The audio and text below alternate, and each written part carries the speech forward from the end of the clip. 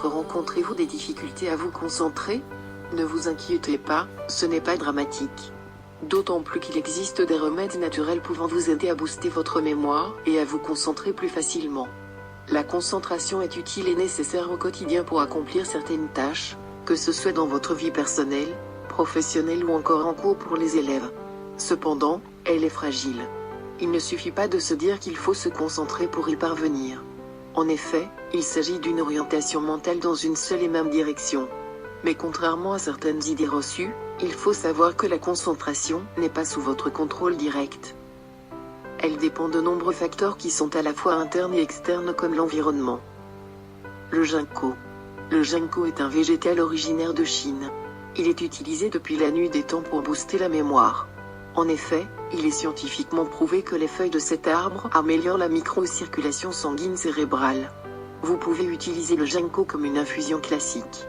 Faites bouillir de l'eau et ajoutez des feuilles séchées. En période d'examen par exemple, on conseille aux étudiants d'en boire 3 tasses par jour, le matin, le midi et le soir durant environ 3 semaines.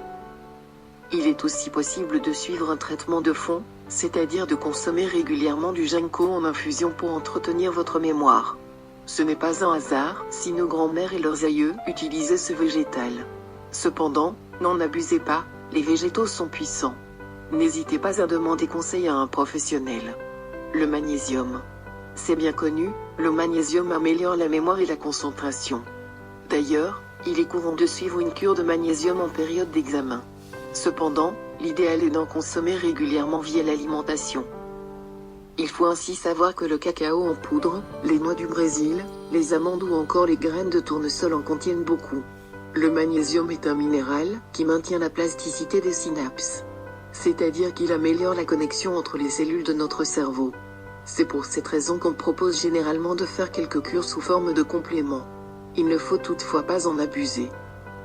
Vous pourrez faire une cure de magnésium de 150 mg le matin durant quelques mois.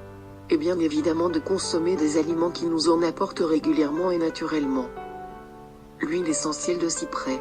L'huile essentielle de cyprès est indiquée pour éviter les pertes de mémoire et pour favoriser la concentration. Elle favorise la circulation du sang, notamment au niveau du cerveau. C'est pour cette raison qu'elle est utile dans le cadre des pertes de mémoire. Et souvent, je la recommande aux étudiants qui passent des examens et qui ont trop de choses à apprendre. Comme toutes les huiles essentielles, il faut se méfier de sa puissance. Mais sans contre-indication, vous pouvez mettre une goutte d'huile essentielle de cyprès sur un sucre et en consommer 2 fois par jour pendant 3 jours. Attention, il ne faut surtout pas l'utiliser pendant la grossesse, l'allaitement, ou si vous souffrez de certaines maladies comme des fibromes ou des mastoses. Elle est également déconseillée aux enfants. En cas de doute, demandez l'avis d'un professionnel. La bacopa. La bacopa est une plante très utilisée en médecine ayurvédique. Les Indiens en consommaient énormément pour améliorer leur performance intellectuelle. La bacopa augmente la fabrication des protéines dans la partie du cerveau responsable de la mémoire à long terme. Il est connu pour améliorer la vitesse du fonctionnement du cerveau. La bacopa est difficile à trouver, mais il est possible d'en acheter en parapharmacie, généralement sous forme de gélules. Il faut bien respecter les dosages et ne pas hésiter à demander conseil à un spécialiste des plantes médicinales pour que le traitement soit réellement efficace. En adoptant ces quelques principes, vous remarquerez, à coup sûr, des effets positifs sur votre capacité à vous concentrer. Alors, vous commencez quand? Vous avez aimé la vidéo? N'hésitez pas à aimer, à vous abonner à ma chaîne YouTube et à partager la vidéo.